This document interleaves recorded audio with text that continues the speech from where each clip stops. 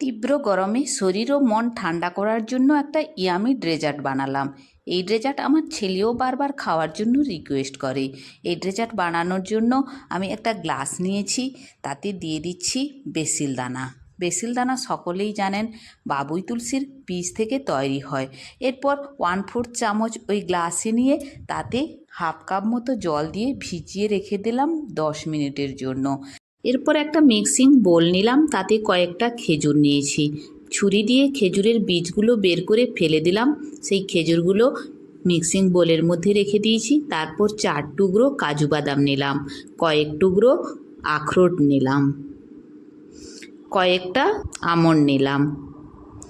সমস্ত কিছুর মধ্যে মিশিয়ে দিলাম হাফ গ্লাস দুধ। এখানে আমি ঠান্ডা রুম টেম্পারেচারের দুধ নিয়েছি। দুধের সাথে ড্রাই ফ্রুটসগুলো ভিজিয়ে রেখে দিলাম 2 থেকে 3 মিনিটের জন্য। এই ড্রাই ফ্রুটসগুলো দিয়ে যদি হেলথ ড্রিঙ্কস বানানো যায় বেসিল সিড দিয়ে, তাহলে কিন্তু এর পুষ্টিগুণ অনেকটাই বেড়ে যায়।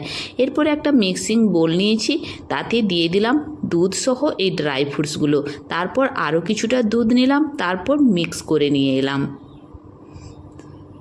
এই রকম গাঢ় হয়েছে, আরও কিছুটা দুধ দিয়ে দিলাম। এখানে আমি 2 গ্লাসের মতো এই হেলথ ড্রিঙ্কস বানাচ্ছি। তারপর ভিজিয়ে রাখা বেসিল সিডসগুলো দিয়ে দিলাম। একটা চামচ দিয়ে ভালোভাবে মাখিয়ে নিলাম। এরপর গ্লাসে ঢেলে পরিবেশন করলাম। এতে 1 টুকরো বরফ দিলে আরও খেতে ভালো লাগবে, হেলদিও বটে।